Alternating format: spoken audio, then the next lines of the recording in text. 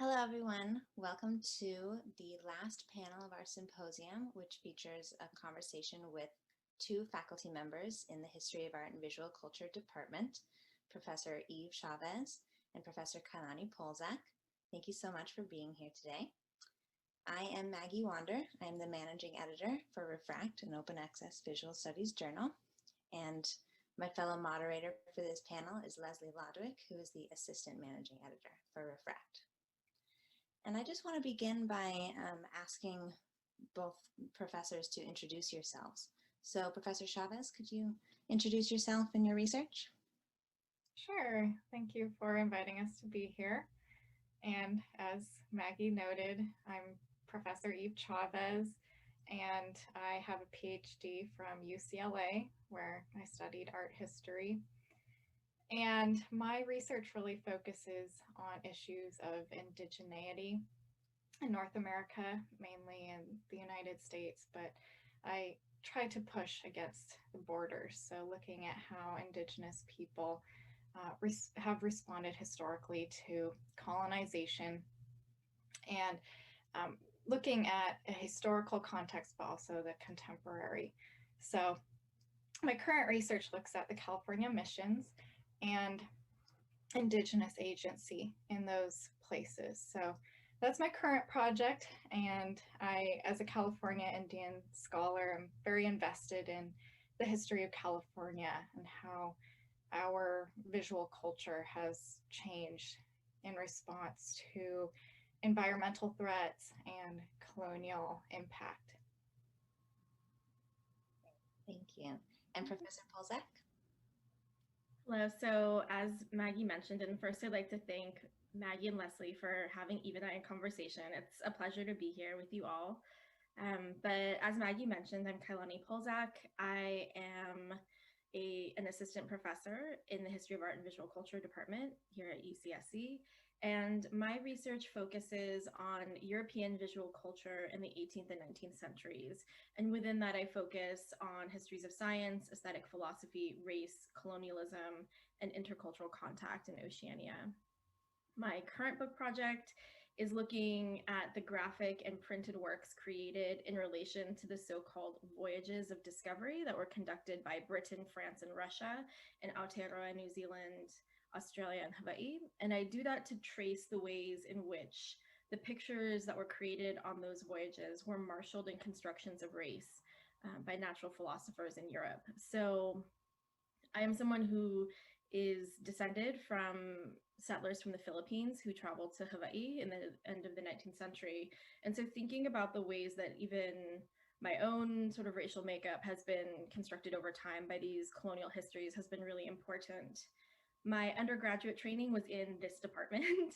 So I am familiar with the approach here in visual studies, though as an undergraduate, you think more about HAVIC, History of Art and Visual Culture. And then my doctoral studies were at UC Berkeley, which was firmly in a history of art department. Thank you. And that actually gets into the first question we wanted to ask you both, because both of you come from an art history doctoral program. So we were wondering if you could share with us how you see your work fitting into a visual studies department as opposed to an art history department, and what are some kind of the challenges you found with that, or how you would situate your work. So I know in my introduction I was usually using the term visual practice more than art. And I think that's because so much of what I do study was not originally meant to be art in the Western sense of the term.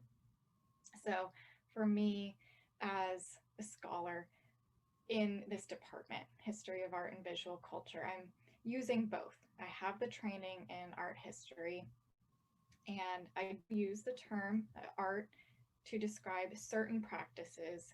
And part of that is to sort of claim the art term on Indigenous terms. So using an Indigenous sense of creativity and agency, ingenuity that has been denied often in art historical studies.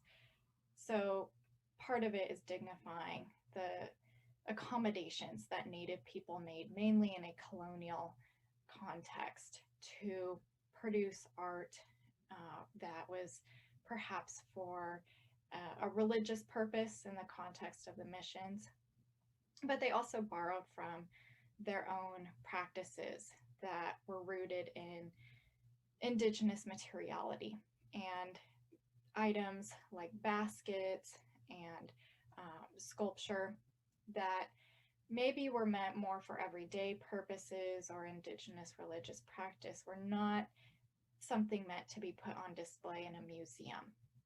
And that's often the quantifier for why something might be called art. You know, is it something that is valued enough to be placed on a museum shelf? But they did end up being put in museums because, thinking about the history that Kailani studies with the early modern age of exploration, you have people coming from England and Spain and France and collecting materials from Native communities, California and other places, and taking them back to first private collections, but then those would provide the foundation for the big encyclopedic museums we know today. So I use both the term visual studies or visual culture as well as art, sort of depending on the context, but I think it's important that we not throw out the term art, but maybe use it in a new way than the strictly Western model. Yeah, that's really interesting. I think just the terms themselves can be really rich places to interrogate kind of the kinds of questions we're asking, or the names of departments, for instance. Yeah. Mm-hmm.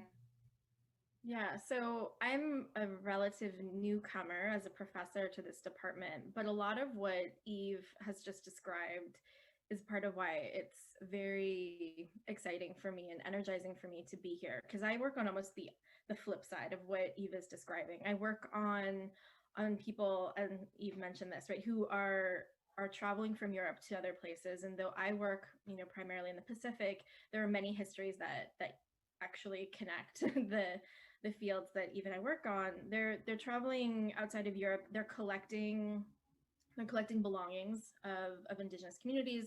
They're making sketches of people, and they are bringing those back first to private collections, but then they get consolidated or perhaps studied by places like the Royal Society in London.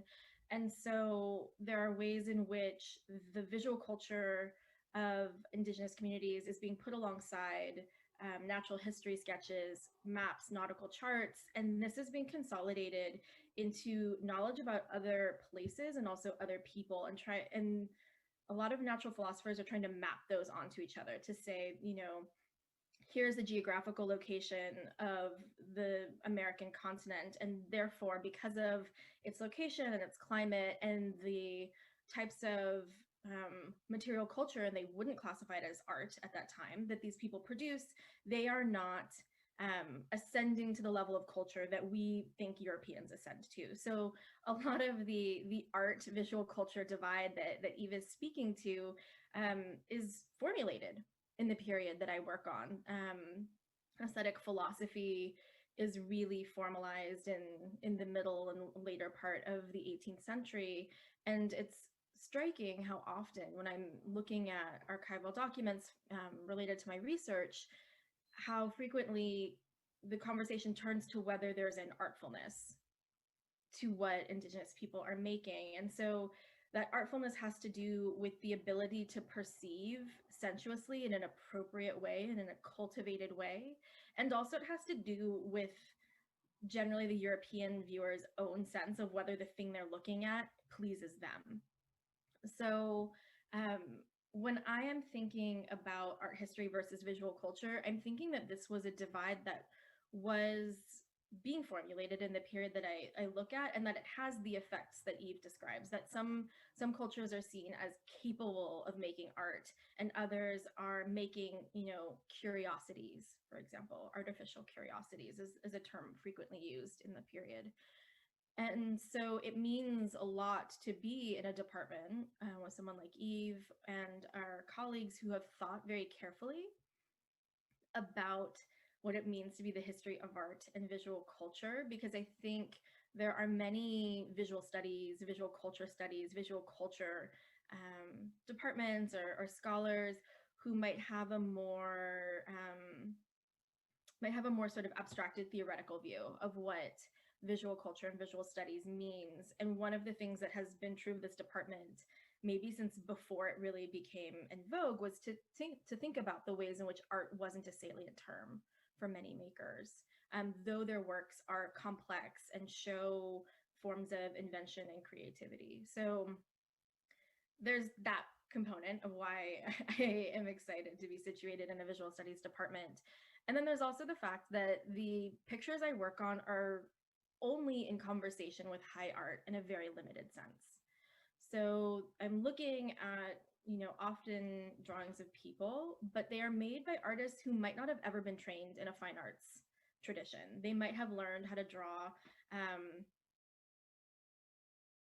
because they were trained as wool drapers. So they needed to know how to draw flowers and insects in order to create flowers and insects for woven tapestries.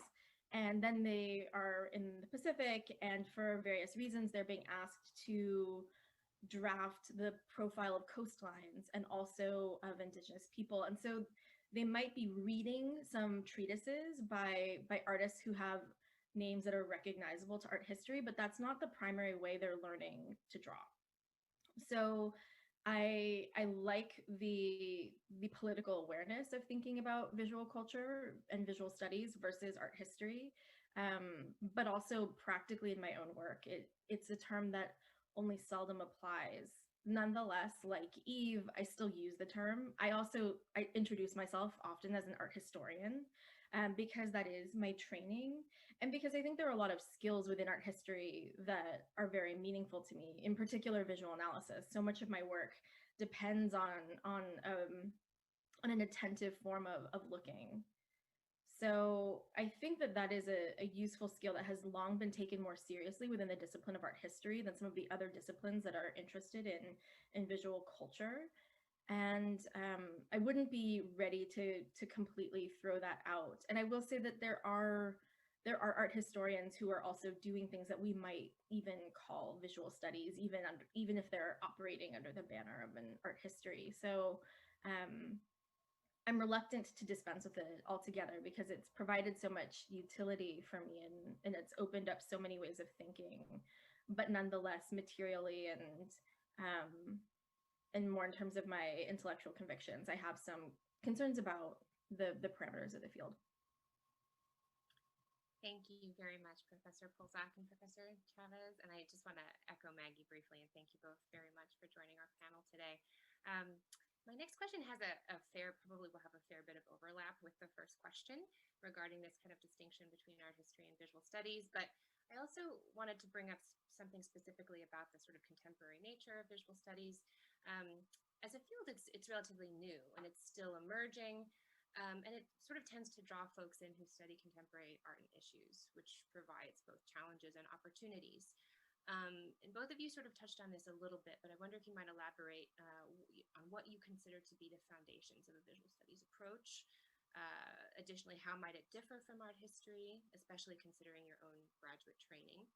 And perhaps think a little bit, more about what is at the stake in the difference between the two, and maybe even how your own work interrogates that distinction a little bit as well.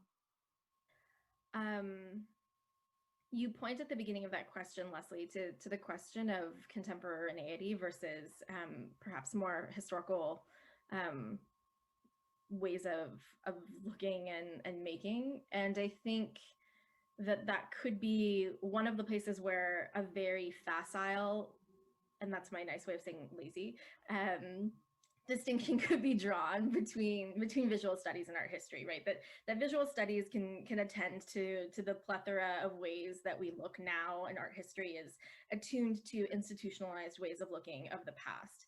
And I will say that art historians have a more methodical way of thinking about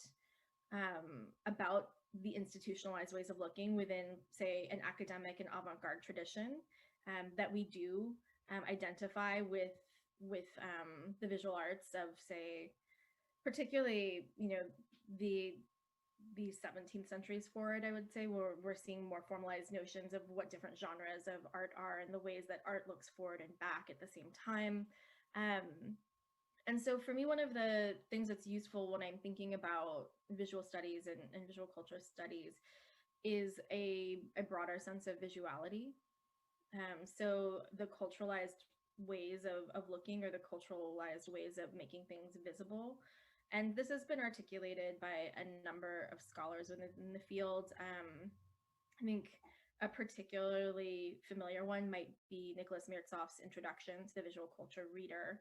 And so that's useful to me because I've described to you already how I'm working with people who are operating in different modes of visualizing, right? They might be making nautical charts, they might be drawing people. And so thinking, well, what is the, say, computational undertone of the way that this person draws? And when somebody is making an engraving of a Maori man who has a moko, for example, so a very specific type of incised facial tattoo, how are two different modes of understanding what the face looks like and how to render a face and facial expression, how are they coming into contact?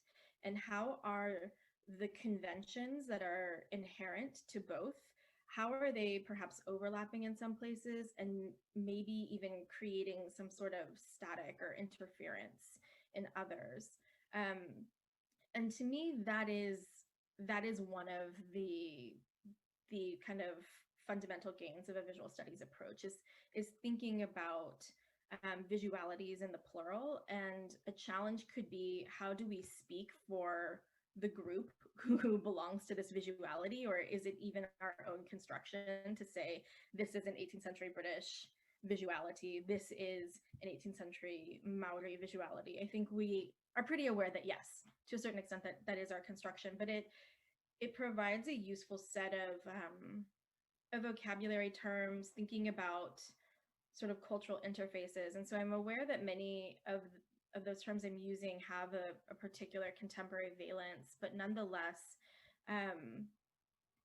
they give us sort of modes of approaching questions that perhaps are not as well supported by I would say the more traditional modes of art history. And again, I'm always cautious of painting with too broad a brush because many art historians are engaged in some of these questions as well.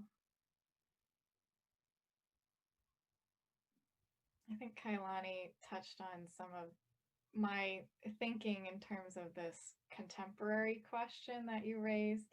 And it's interesting that you bring that up, because for me, I kind of take the opposite approach of seeing visual studies more applicable in a historical context, and art being more relevant in the contemporary because of the type of materials and visuality that I study.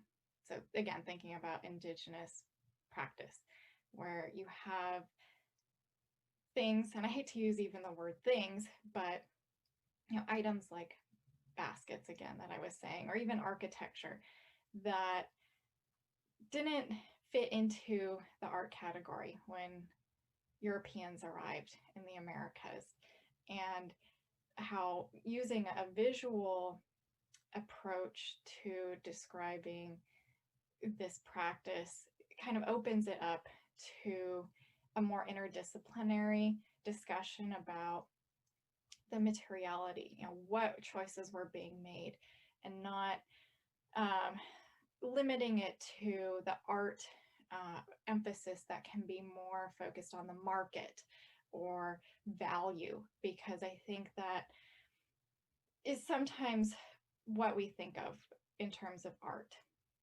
or art history, is what was the value behind the thing, or even if it's something being made today. Is it being exhibited at an auction? Is it being made for a biennial? Is it something that a private collector is going to put in their museum? So for me, visual studies, it can apply in the contemporary, certainly when you have new media evolving, thinking about Instagram and social media, where you have scholars now studying the visual production that, similar to even in the past, these were images and visual practice that are not necessarily being made as art in the fine art sense of the term. So in that sense, a visual studies approach kind of opens us up to these bigger questions of what was the intentionality behind something, and yet art history certainly provides that foundation. And I think it's difficult to separate the two, as Kailani was saying. Yet you still benefit from having art historical training, like the visual analysis that she's talking about. And even in my classes, I still have the students learn the toolkit for doing a visual analysis. So it's not about connoisseurship, being able to identify a Leonardo from a Michelangelo, but recognizing the choices that were being made in the production of a thing, whether it's a painting or a sculpture, etc. So the two, I think, overlap oftentimes, but for me, it's kind of the opposite of what you were talking about in terms of the chronology. One of the things that I was thinking about, Eve, while you were describing this is, and this is perhaps more of an anecdotal difference between being in a visual studies department versus an art history department. I think about when I hear you describe your work and what visual studies means relative to art history for you, I think about how sort of readily understandable that is to me, and also that I don't need to explain that to you about my work. And I think there are ways in which in an art history department, when one is doing the type of work that either Eve and I do, and I would say that we do very different work, there's a constant sense of translation to say like, oh, well, this might be comparable to this type of art historical study. And so I think one of the things that we have in visual studies is less of a need to translate things that aren't art historical into art historical terms, when we're at, say, a colleague's talk or something like that. And that's a very small difference, but I think, because I'm aware that we have graduate students who are probably watching this, and maybe prospective graduate students, to think about, is your work something that you want to have more resolutely grounded in the skills of art history, and they are very helpful? Or are these kinds of conversations that you're watching here at Refract something that feels more like your intellectual home? Because I think that there can be a lot of time that one spends translating one's work for art history, and sometimes that can be, a bit fatiguing. Yeah, absolutely. I really appreciate hearing that from you, because I think as graduate students, and Leslie, don't let me speak for you or all of our fellow grad students in the Havoc department, but I think that is one of the questions that we're always asking ourselves, is like, who is our audience? What discipline, for instance, do we want to speak to? How do we make our work legible across disciplines? And so that brings up the question of interdisciplinarity, which in my experience with visual studies, it is an extremely interdisciplinary or transdisciplinary field, which for me is what makes it so exciting and so generative. And I think there's always this balance with, as both of you have said, of not leaving art history behind or drawing this strict binary, but recognizing the value of art historical methods like visual analysis, and how to use that in conjunction with other methods and theories. And that actually brings me to the next question we wanted to ask you, which again overlaps with what we've been talking about already, But in terms of the kinds of research questions that drive your work, so thinking about different visualities or thinking about the decisions that were made, like you were saying, Professor Chavez, and so with those research questions, what kinds of methods and theories have you found yourselves mobilizing to answer those questions, especially when considering the political and social commitments of visual studies scholarship or art historical scholarship? And how might your methods and the theories that you use depart from or build on the methods and theories that would be employed in art historical scholarship, for instance? In terms of theory, I think I tend to drift away from the more conventional art historical theories that I was trained to know as an undergraduate major and then graduate major as well. And for me, I tend to lean towards decolonizing and indigenous theories that allow me to deconstruct these narratives that have constrained or perhaps marginalized the visual practices of Indigenous communities. And through that, I implement a social art historical method to place the visual practice within the context in which it was created. So I'm still using art history, certainly, but I think getting back to this idea of a visual studies approach, it's nice in that I can use the interdisciplinary resources available to me. And because of my work on California being so heavily rooted in anthropology, I've certainly had to turn to anthropology studies to see, okay, what's been written about basketry and other practices, and what can I use from that, but also what do I want to do that's different? How can I make an intervention as someone with art historical training in a visual studies department? So that's my input. I don't want to take away from Kailani's suggestions or explanation. I'm sure you have a lot to say. Well, so I'm envious of your beautiful clarity in your comments, Eve, because I would say that I also use a social historical model from art history. I have read quite a bit in that field because it's sort of a mode of writing art history that's actually very rooted in writing about late 18th and early 19th century France, for example. So the social history of art model is one that is been my intellectual home probably since I was still an undergraduate. So I'm often thinking about questions of labor and criticality within my work that I think is a hallmark of the social history of art, and doing that within a very archival, a highly contextualized mode of understanding.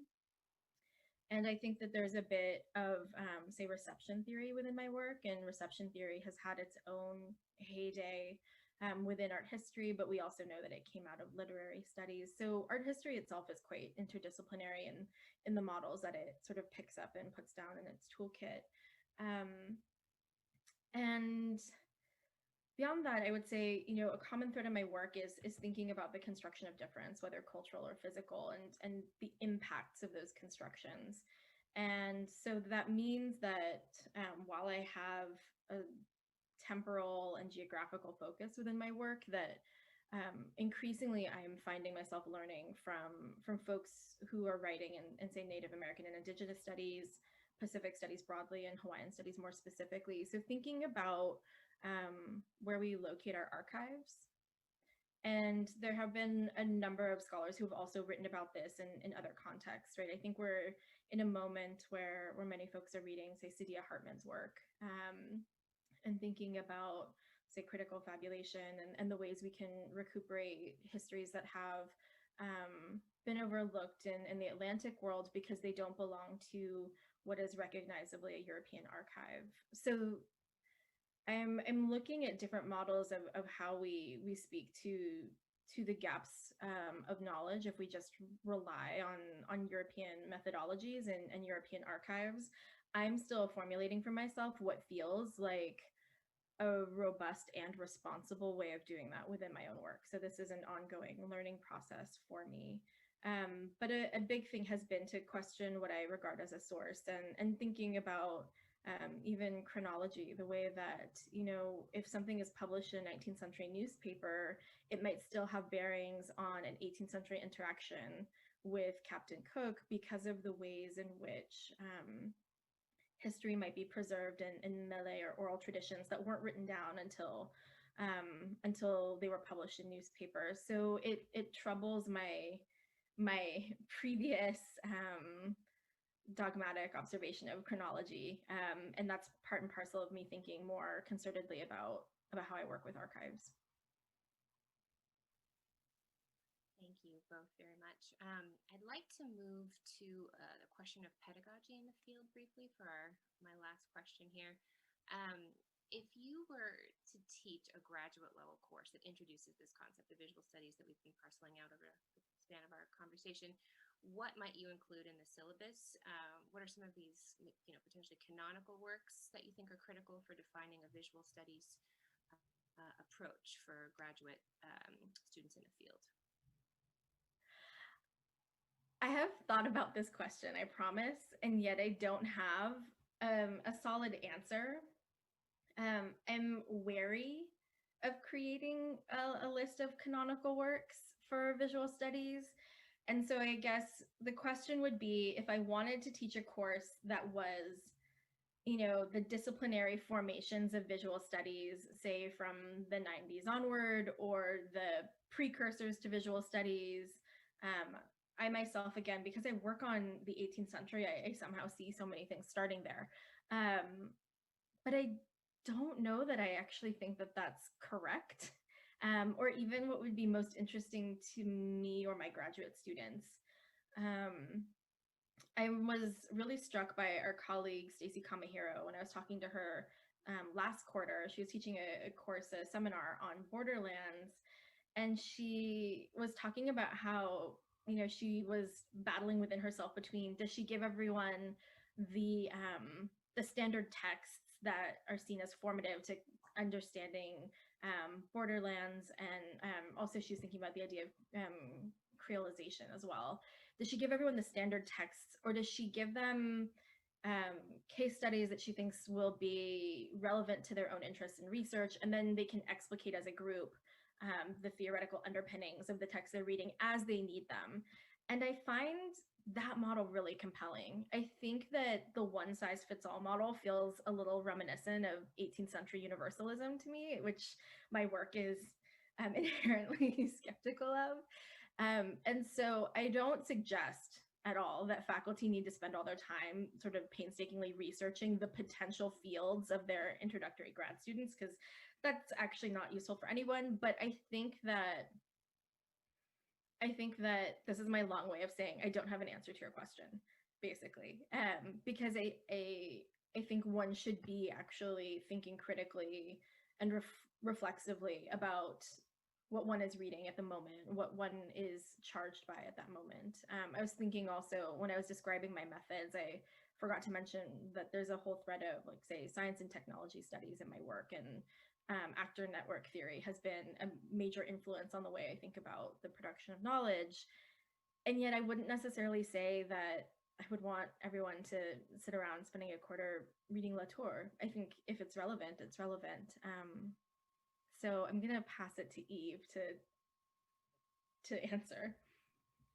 Well, you brought up important points, and I appreciate that you resist creating a set reading list. I think that ends up replicating what art history has done, where, you know, we're talking about visual studies being interdisciplinary. So why not focus on bringing in readings, theoretical readings from other fields? So that way, students working across topics within visual studies can find what works for them.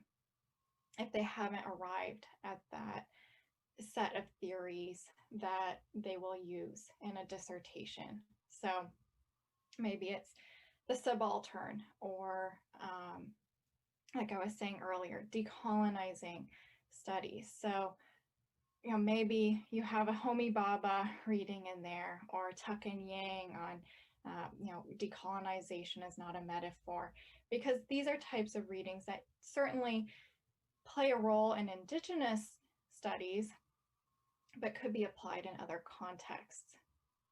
So I too don't have certain standout readings that I would say must be on a reading list, but I think it will evolve depending on who's teaching the class, right? Because we all have our own sets of theoretical models that we prefer.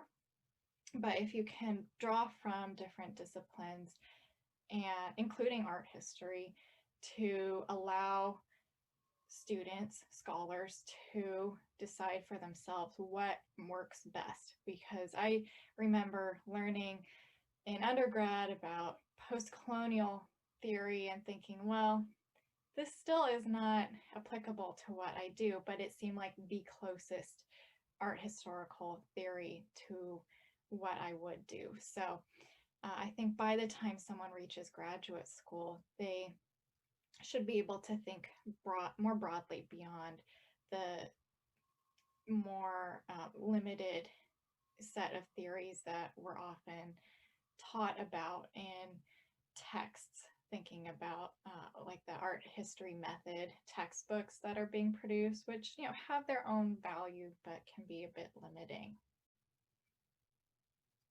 And I think that points to the ways in which maybe many of the theoretical models with whom we're in dialogue are not visual, right? There's a recourse to the visual, say in Homi Bhabha when he's talking about the stereotype, or I think there are many questions that can be asked of the visual in Tuck and Yang, but that's not so much the focus of them. And so maybe one of the questions of a seminar could be, what are these theoretical models that speak to you, and what is their purchase on the visual, or what are the stakes of incorporating them into the visual, and how can we in visual studies contribute to these conversations?